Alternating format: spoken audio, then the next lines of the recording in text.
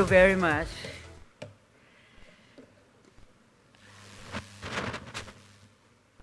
Professor Pantep, where is he? Okay.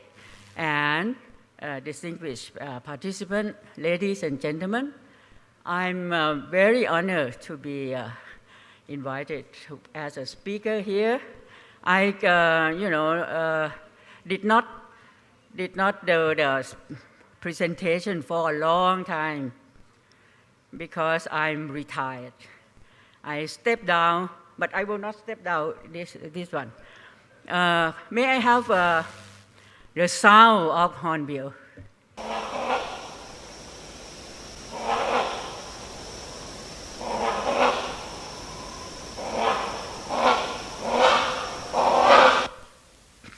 You can see that hornbill has their own dialect.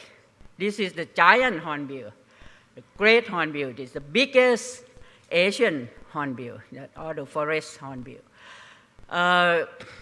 During the nesting season, you call and gua, gua, gua. So we interpret that. They ask, who is it? And then in Thai, ใครวะ ใครวะ and then the other will answer กูเองกูวะกูวะ so it's called กูวะกูวะกูวะ it means that who is it? It's me, damn it. May I have the next one? So in the forest of Thailand, it will be very noisy.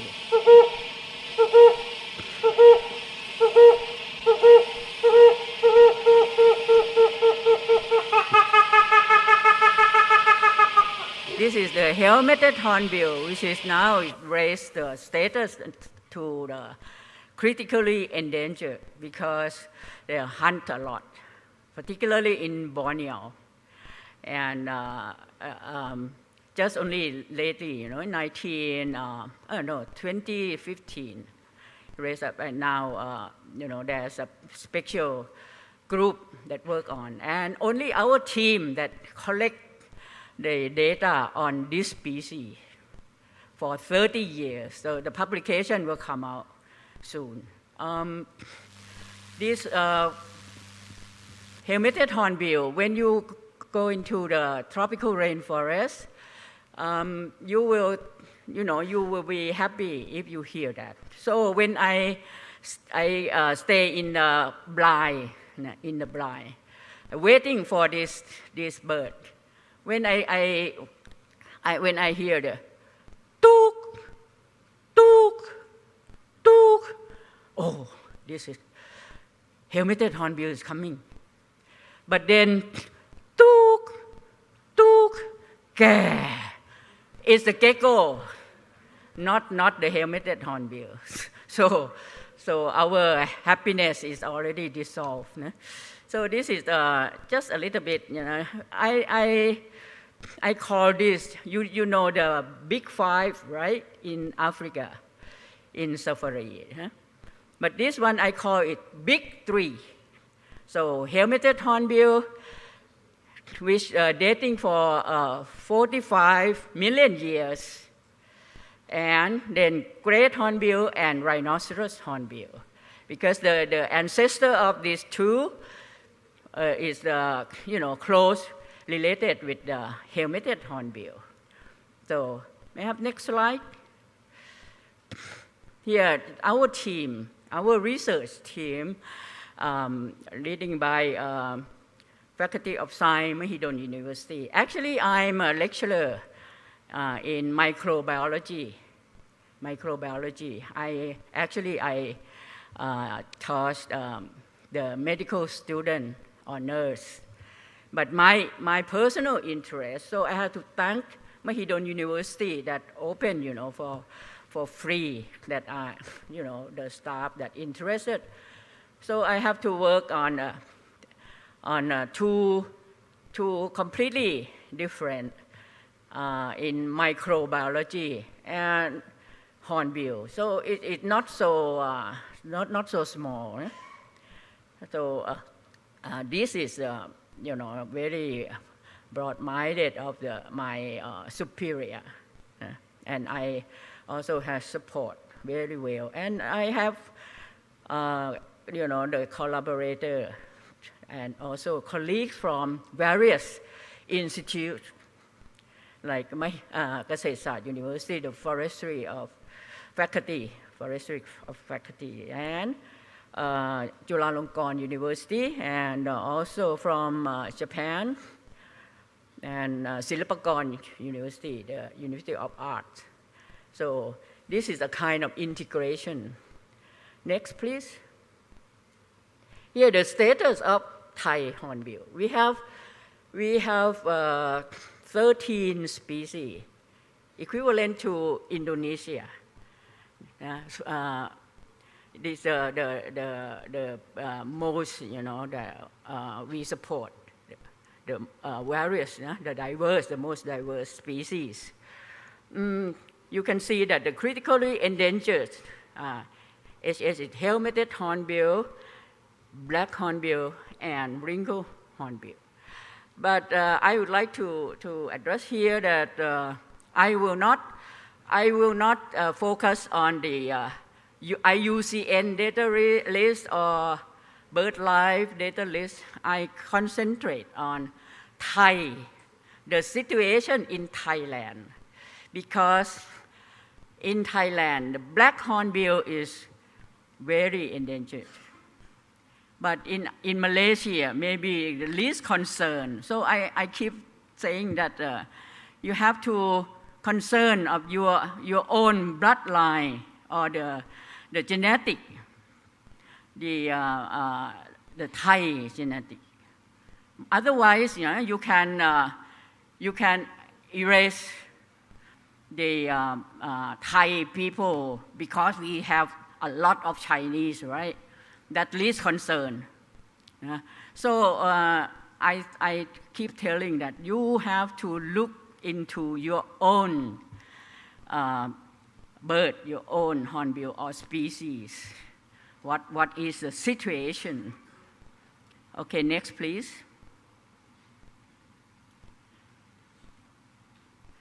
And here you can see that we started with the other two since 1978. I myself and my colleague from Japan, and he a mathematician. So you can see that mathematician and microbiologist working on hornbill. And the last one is my buddy, and he very, very helpful. So sometimes only he and I that working, because my colleague from Japan, he can come only twice or 3 times a year, something like that. And those are the activity that we have done in the field. So until the present, so it's 5 decades. So 50 years of our work continuously. Next, please. That we develop from a very low technology that use, like from tagging of the transmitter until now we use the GPS platform, and for the real time follow the hornbills, and we obtain some novel information. And the 5 decades of this work, we study on breeding ecology, that we continuously collect data, and food and feeding, and flocking, and nest management, which is now is very important. Then movement of hornbill. Then phenology, population genetics, and common-based conservation. But today, I cannot cover all of this because otherwise we'll be finished by midnight. So we'll just a little bit. So next, please. So the power of the long-term research, you will have mass and accuracy information so that you gain knowledge and it's very accurate. And also long direct experience that can generate insight and expertise. So our team is one of the best team. And then, you can use this, knowledge to convince or to advise the sound policy or plan. And also we create collaboration network. So we are now the center for international training for Hornbill research. So we train all the research team in Southeast Asia. Also implement the knowledge and integrate the local wisdom. Like we have, this will lead to sustainability of Hornbill future. And we'll see some example. Next, please. So outline of the talk will be about breeding ecology, which is very important. Food and feeding and threat and management and community-based conservation and collaboration. So that about the network. Here, the Hornbill research site, where we study. I start in Khao Yai National Park, which is the third biggest national park, and which is not so far from Bangkok. So I can reach there quite fast, about 2 hours. But in those days, it's very, very difficult, very difficult. And after I finished teaching, then I took a bus and arrived in Pak Chong, and then buy some food supply for camping, and then take the school bus from Khao Yai. Yeah, so you cannot miss that.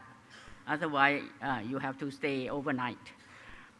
And then in 1991, I extend to cover the other species, because in Khao Yai there's only 4 species of hornbill. So to cover more, so I extend to Hue Kha Khang Wildlife Sanctuary. These two sites are the World Heritage Site. And then in 1994, I heard something about the rhinoceros hornbill, which we believe that already extinct from Thailand. Then we heard about that. They are poached, a lot in the south, in deep south. So extend to Budo Sungai Padi National Park. At that time, it's just only the preparation to announce to be the national park. So you can see that the size of the study area. Next, please. So I just, because I'm from microbiology, right, and never study about the ecology or whatever. So my simple question, because of my curiosity, I would like to know when and where do hornbill breed, because we have never had any information in in the old reference or document, and which 3 species are important as nest tree. What is food diversity in breeding and non-breeding season, and what are threats to hornbill, and etc. And try as much. Whenever I sit in observation blind, and when the bird is absent from the nest site, I always think, what should I cover? Okay, next please. So in Khao Yai National Park, we can, we cover the area of about 300 square kilometers that our team have to walk. And we located a number of, more than 300 nests. So our data is not just from a few nest locations. Of course, this is the cumulative number. And the breeding season, so the onset is the drought. When the weather is begin to dry out and cooler. So it also triggered the bird, the hornbill, to search for the nest. So the drought is a kind of a trigger for the onset. Okay, so you can see that during the less rain, then hornbill breed. Okay, next please. And the predominant tree species, this is very important. In Khao Yai, the Dipterocarpaceae glacialis is the majority, the main. And the other one is the Cleistochelys.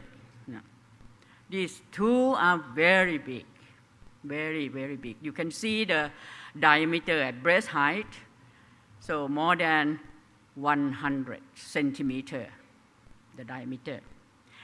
But that's for monsoon, tropical evergreen forest in Khao Yai, or seasonal evergreen forest. But in Budo is the real tropical rainforest. Still, Dipterocarpaceae is the predominant, like Copia, Choria, Neobalanocarpus, in Dipterocarpaceae. You can see the percentage, about nearly 80% of the nest tree.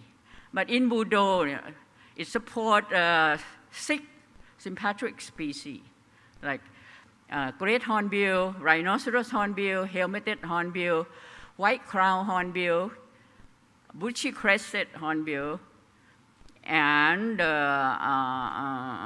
reed hornbill. Okay, so next please. So every place we have a team to watch for the feeding, for the feeding. So this we train the team how to collect, and also they have to learn to observe and try to identify. If they cannot identify, they will collect the seed and brought back, and then we try to identify.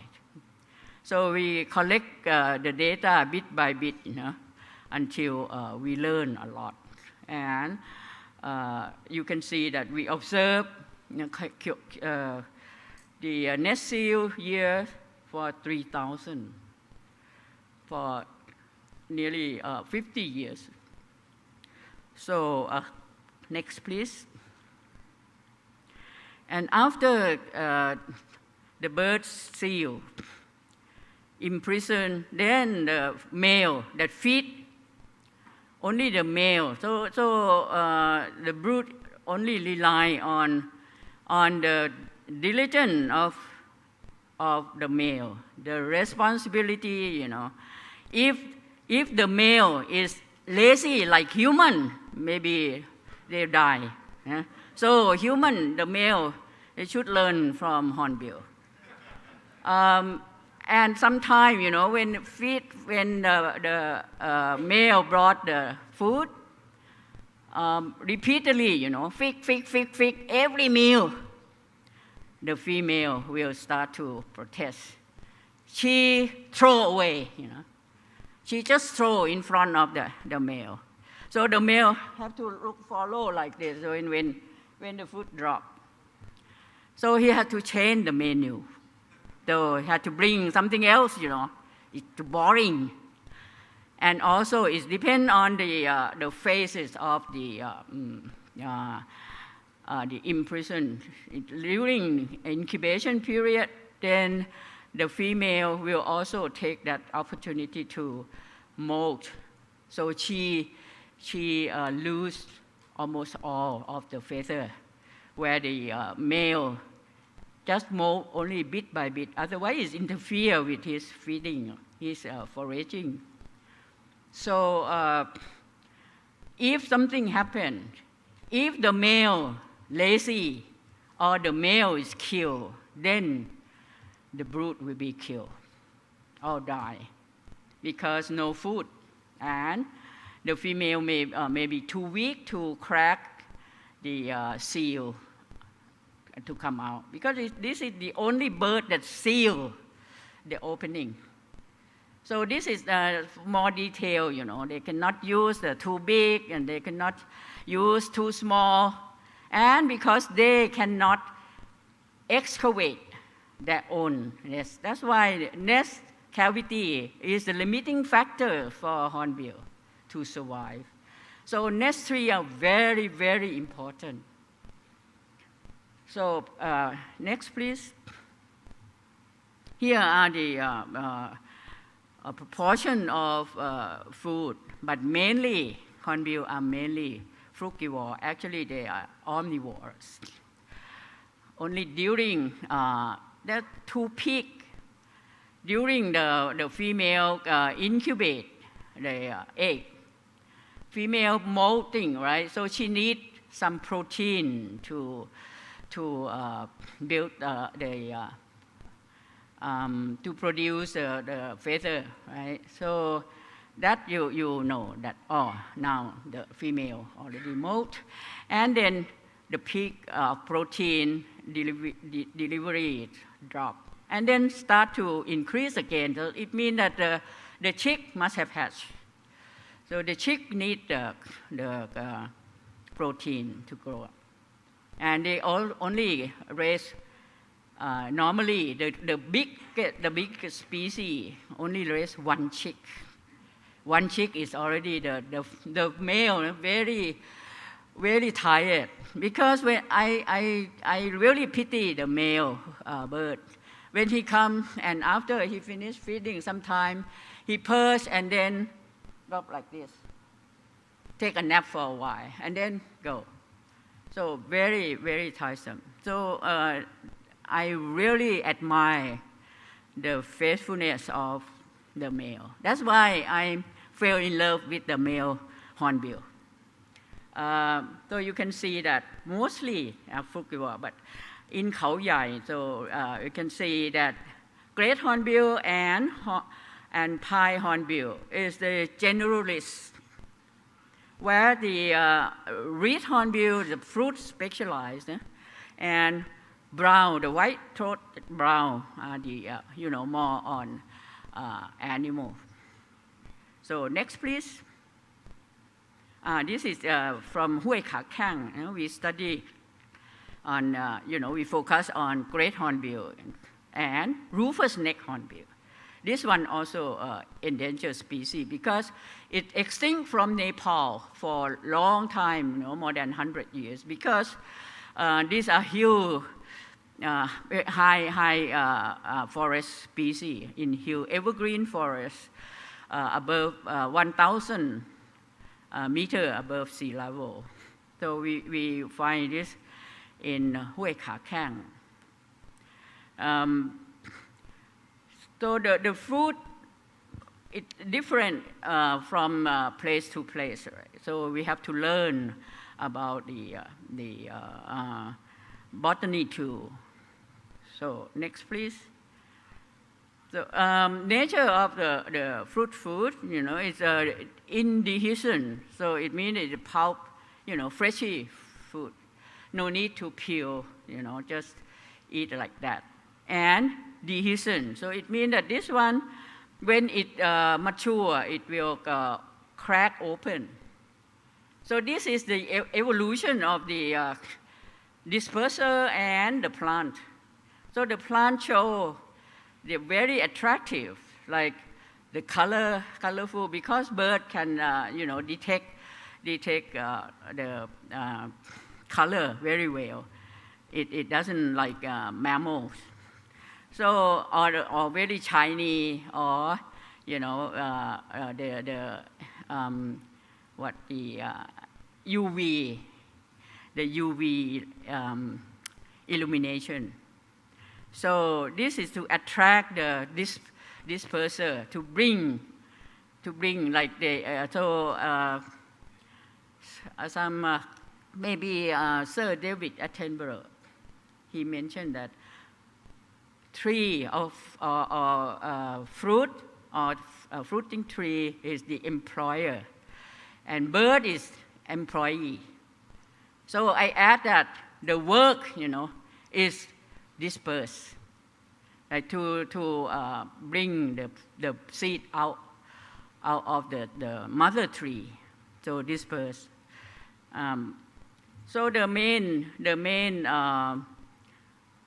family of this fruit Moraceae and Annonaceae. Then you can see that for dehiscence, Meliaceae, that crack open, the fruit is very big. The seed also very big. So it needs hornbill. Once the hornbill extirpated, this one likely to extinct, because no other bird or animal will disperse the seed. Because the bird did not go through the digestive tract, come out in anus like the ape, like primate. It just regurgitates, except for the fig, because the very tiny seed, then it will pass through the digestive tract. Otherwise, the stone seed, will be regurgitated. Okay, next, please. Oh, please come back.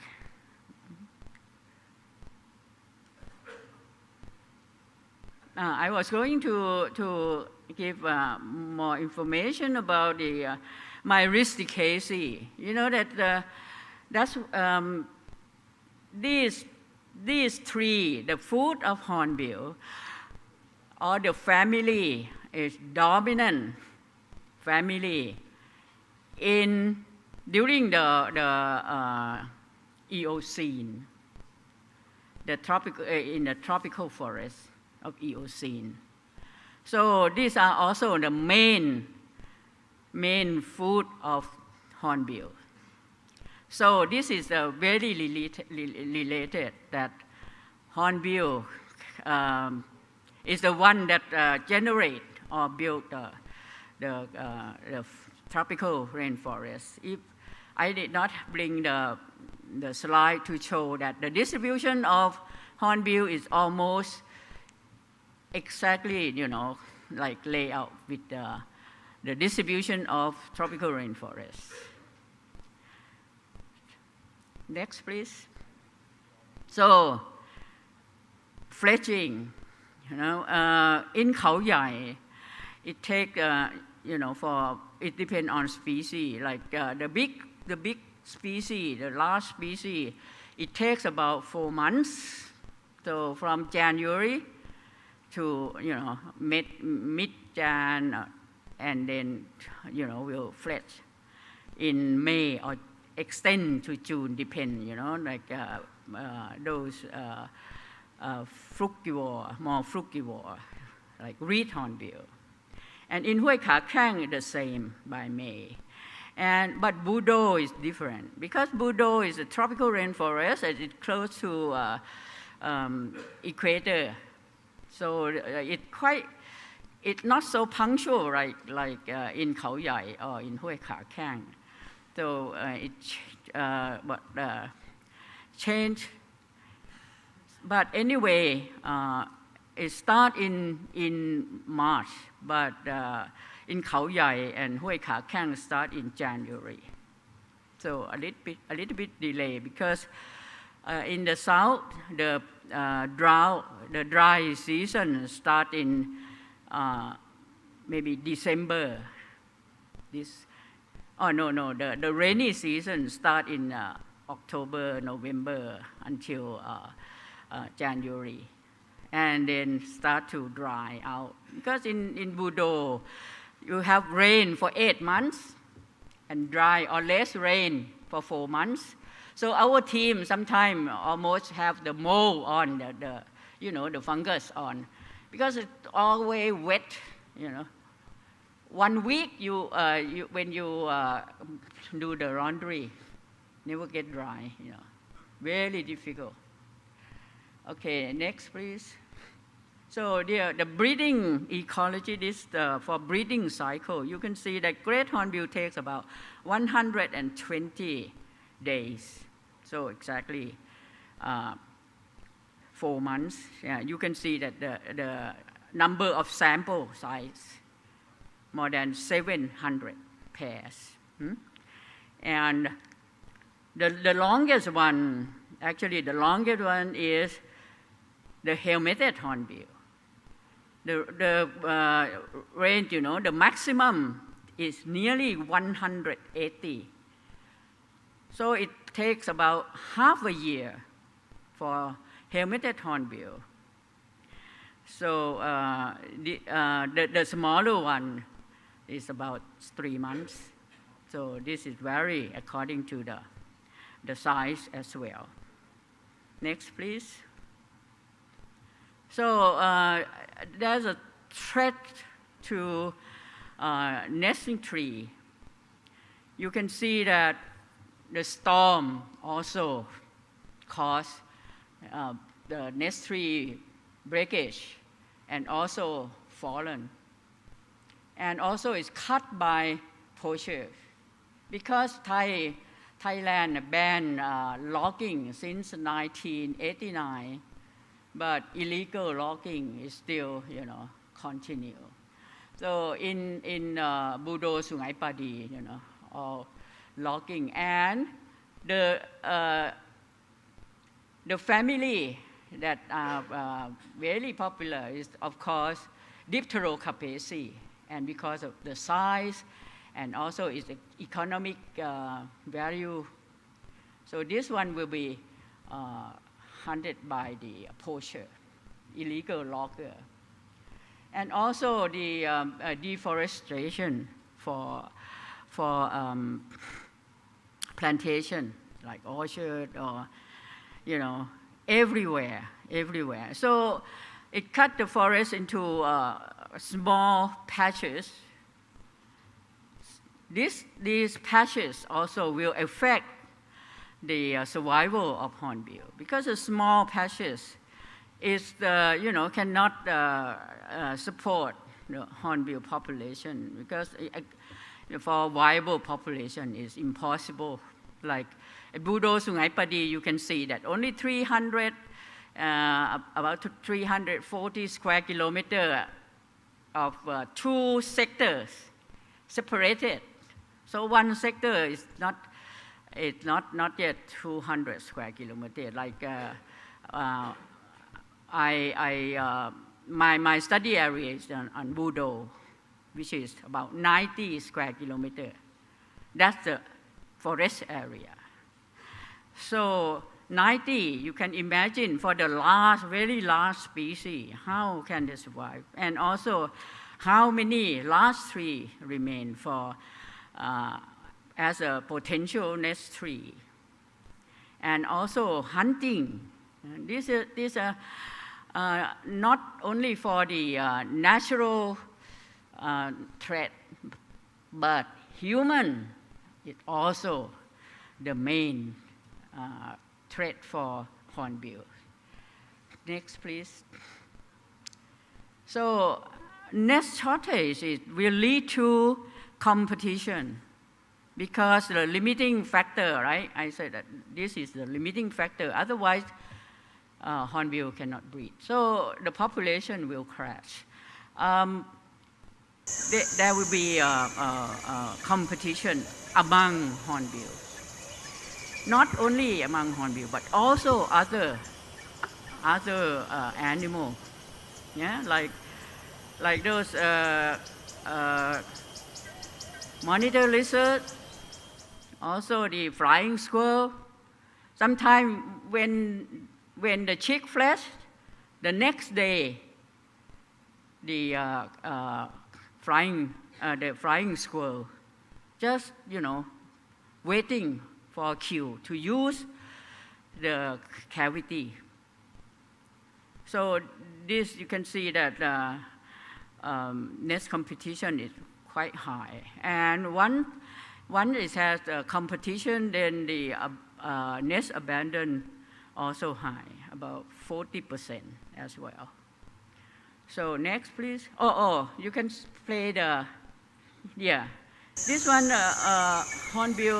great hornbill nest. But then this year, the female could not enter because the entrance is too small. Former, yes, but you can, because you know that the tree also still growing. So the reed hornbill come to use, but the great hornbill come and pull the female reed hornbill out. So nobody can nest. So if I cannot get, you also cannot. Just like human, Okay, next please. So status of we are interested in this status of nest cavity. You can see that in Khao Yai, nest loss mean from the permanent loss, like fallen, broken, and cut by poacher. So you can see that 44% of nest loss, the permanent loss, and then topped up by bad condition of nest tree. Why? Because the cavity, it cannot be used forever. Why? Because inside the decomposition process, it continues. So the nest floor sinking too deep, that hornbill cannot use. Or the nest entrance too narrow or closed. So this also cannot, hornbill also cannot use. Right? So you can see that the number of good nests from 315, you have good nests only 43. So 14% remain. Yeah, every places, only about, not yet 20. So this is a worry. I'm worried very much. So next, please. What we try to help hornbill is, so we refurbish the bad nest that we still can, because this is like temporary. But we have also limitation about the accessibility to the nest cavity. You can imagine that the nest cavity is sometimes more likely, it's 30 meters high, like in Budo, particularly the helmeted hornbill, 30 meters. So our team had to, we thank to the BBC filming crew that trained us to use the climbing rope. So now we are very good at climbing. So we use this to check the condition of the cavity every year during the dry, because once the train stops, then our team will be busy with that. And then we found that 50% the floor sinking too deep. So we have to fill the soil to bring it up. You can imagine if the floor is too deep, how can the female will receive the food from the male?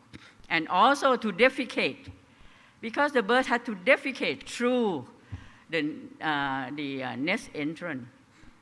Otherwise, it will be sinking in the pile of feces. So and also the you can see that the middle right, because of the nest entrance is closed or narrow, so we have to carve it, cut it open, make it wider. Or we also facilitate the perching, yeah. Because otherwise, sometimes the male slip down, you know, when perch on the nest entrance and slip down. I observed that, oh, maybe, so I pity the male. So I asked my buddy to attach the perch. And the male, you know, very happy to use it. So that our team, you know, to try to inspect or to check the cavity. Next, please. Yeah, and not only to refurbish that, we also look for the potential cavity, like those, because hornbill will never use that. It's too big, the entrance.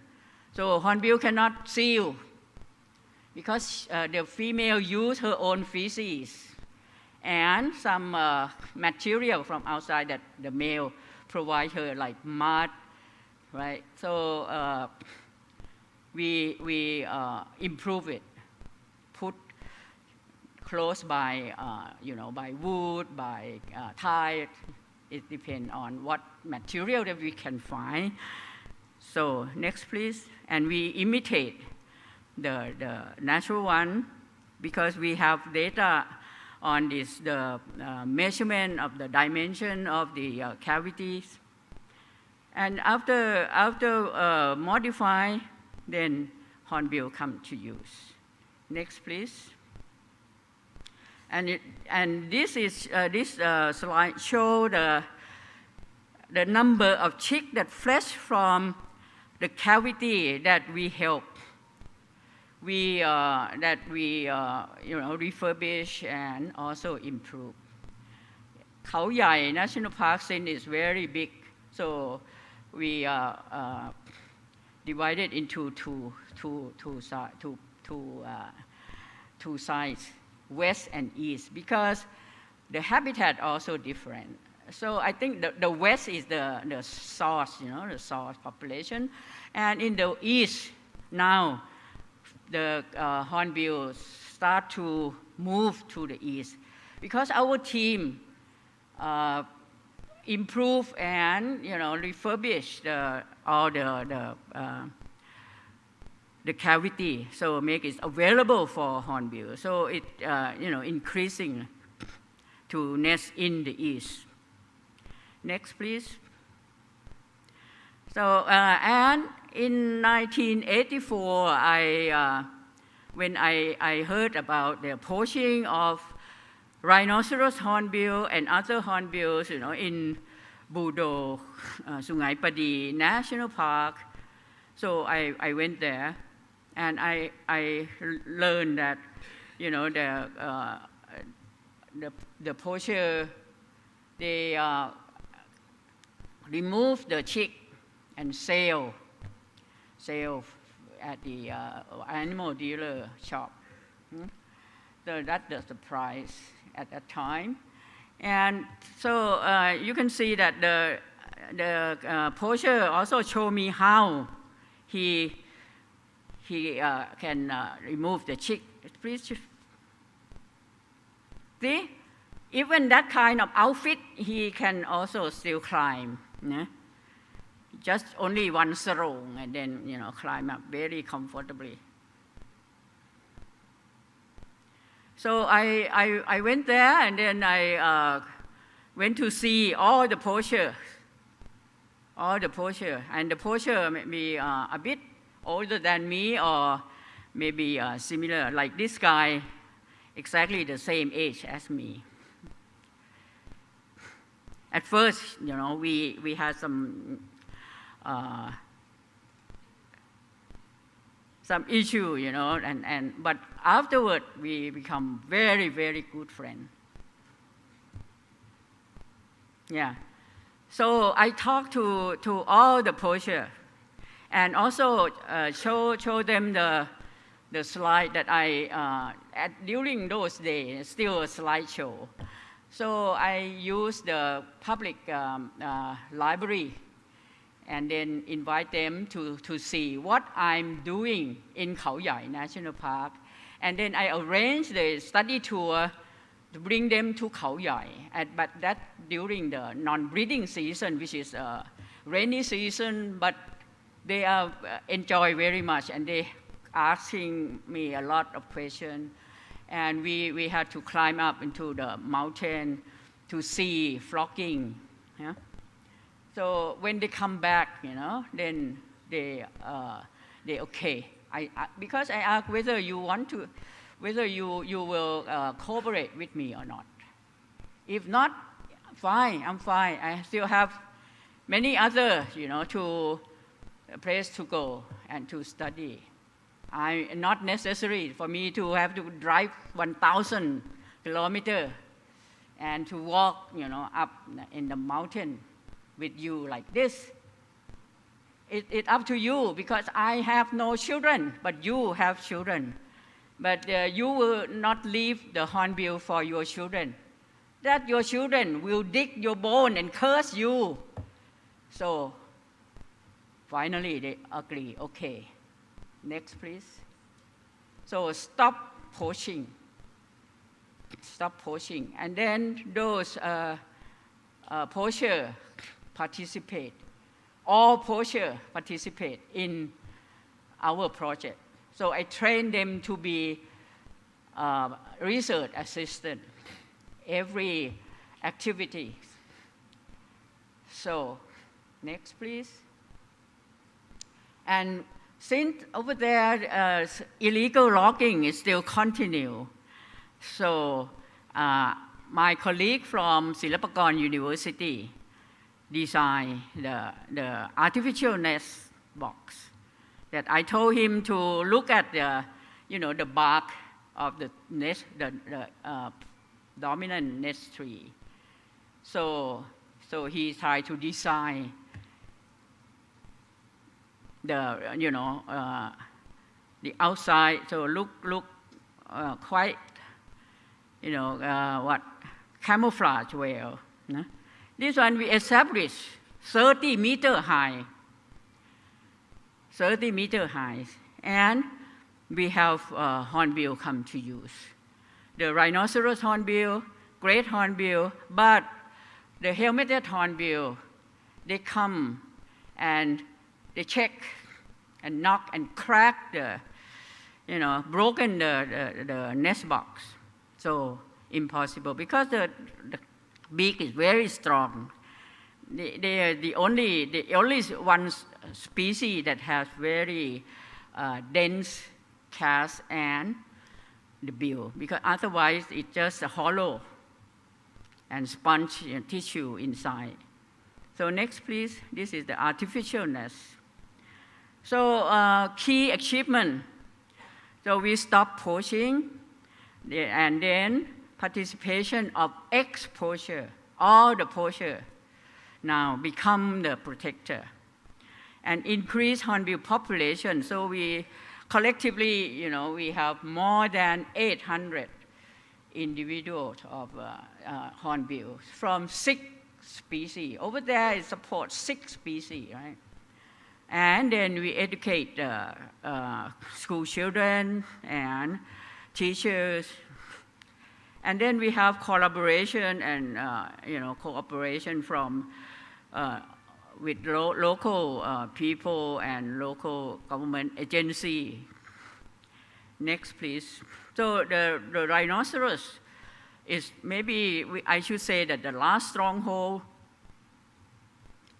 And for now, you can see that they change the attitude of those poachers. Now, afterward, they eat very much, Someone who did not realize that we are now working on conservation of hornbill, they stole the helmeted hornbill chick. This ex-poacher, went there and sit back, you know. This is a kind of the chain already that, oh, this is, you know, not you are not supposed to do that. So, and also they established as the Hornbill Research Village. You know, they put the sign up. Because the number of villages that participate is about 13, you know, around the Budo Mountain. And they transfer the knowledge from father to the son, the brother to the younger, you know. And the lady, only one lady there, because in Muslim society, the female always stay home and, you know, to take care of the kid. But this one, she's really, really good. Now she is, you know, is recognized now. At first, of course, you know, very difficult, but she worked very hard. She can climb tree very well and very active. So I'm very proud of her. So next, please. So education and awareness, those school kids, they, you know, design by their own the activities, like those show or the dressing, you know, we help with the dressing. And they also paint mural, because one of our staff, he is an artist. So he used this, you know, to connect the young with the hornbill and with nature. So the kid really love him, really, really love him. So, and also that mural painting, the villager also come and participate or deliver the food, deliver the water while they are working on that. So we have a camp for the school children, but then only certain period. Otherwise, they cannot, because in those regions, it's the unrest situation. It's very difficult, very risky. Like our team, so I keep telling my staff not to follow the army truck or the policeman vehicle, and also don't get close to the trash bin. So the army vehicle or the police vehicle is equivalent to the trash. So to be safe, because one time our car, because we have a logo of Hornbill, right? Parked in the market. Once we move the car, boom. So we are not the target. And so the terrorists also know us, and the police also know us, the army also know us. So we quite safe, and we will be informed by the headman that okay, this area you must not go. So we are quite safe. Okay, next please. So this collaboration, we have, you know, the senior in the village, right? When we have one villager who donate his land for us to build a center. So it's Budo Hornbill Conservation Center. And we have also very good cooperation with the national park. And then we have also the border patrol police, who also, you know, very active for us. So we have quite a good network in the south. So next, please. Here, it is they participate in all the activity. Now, we established the artificial nest box, the wine barrel from Sime Winery that donated, and Hornbill happily use it. Next. And we have also established the Hornbill Love Day on the 13th of February before Valentine. So before you give love to human, you give love to Hornbill first. And we organize in Faculty of Science, Mahidol University, for 21 years until the COVID-19 attack. So, yeah, this is the disruptor and the activity a lot. And then we have also in Budo. Yeah. So the community and the kids, enjoy very much. Next, please. So conservation, as you know, that in situ. So I'm work in situ conservation, but ex situ also sometimes is also important and essential. Okay, next, please. Yeah, I would like to point out that the significance of hornbill is the keystone species. If the hornbill disappear, a lot of plant will disappear. In the north where hornbill is extirpated, at least 50 species of fruit tree gone. This is studied by botanists. And also, because it's a very important seed disperser, because it can disperse from a very tiny seed up to very large, because it depends on the width of the bill, right? And also it's umbrella species. So if you conserve hornbill, then those that under the umbrella then will be conserved too. And it also keep the forest ecosystem in balance because it's also predator. In the forest, you will see few predators like the hawk, the kite, But hornbill will fill this niche. They hunt a lot.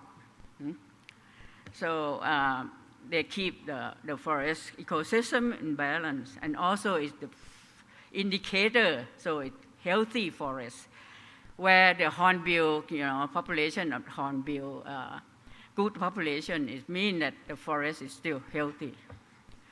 And it also the flagship species. Okay, next please. Yeah, maybe this one skip this one. And hornbill also the former.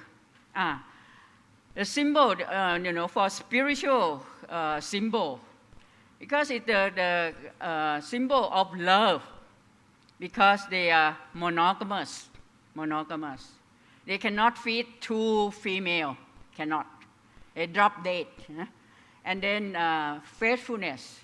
They're faithful to their mate.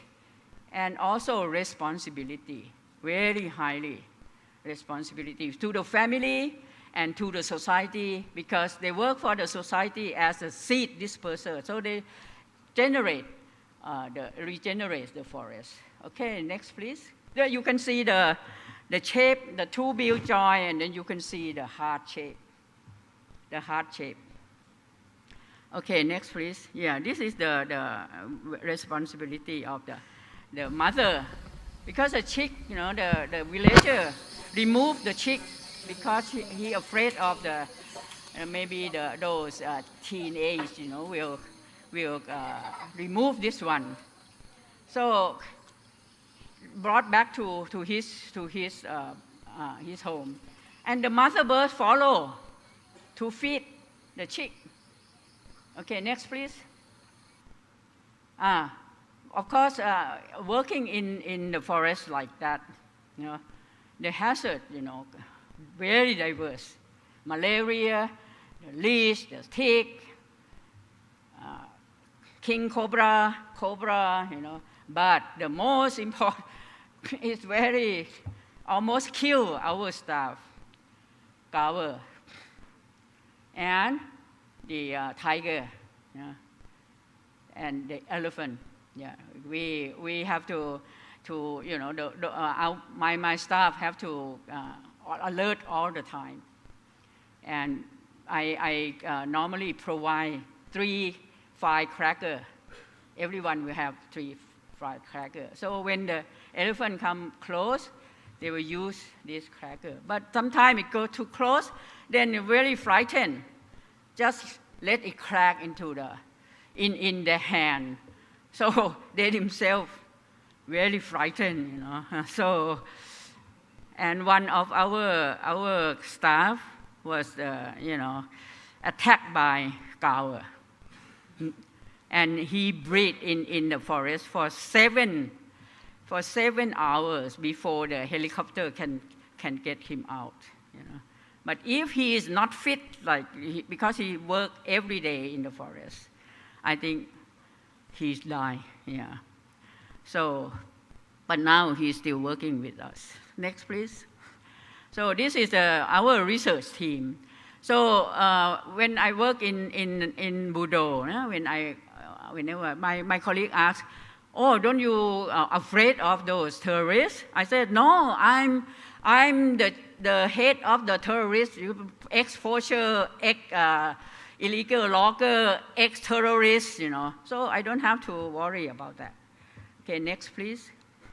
So this is the publication, that our project had been published in a lot of magazine. Next, please. And TV program. This is our sponsor. Thank very much, for this. And particularly Mahidol University, in kind, support. And now we have Chera. Okay, next, please. And then we have Su, because we have the nest adoption program in Budo, so that those who adopt the nest family, then after that you will receive the report, all the detail, what kind of tree, when the bird gets in, and when the chick come out, and what kind of food that they feed. Okay, next, please. This is I would like to emphasize here that conservation is not just a party that will be end anytime, but it's a kind of, breathing. You have to keep breathing, otherwise we'll be gone. So you must realize that conservation is not, I did not hear any, issue, stress, in this country. But I see that in China, they still, very, very often that they show the biodiversity, but in Thailand, no. Okay, here, okay, next, please.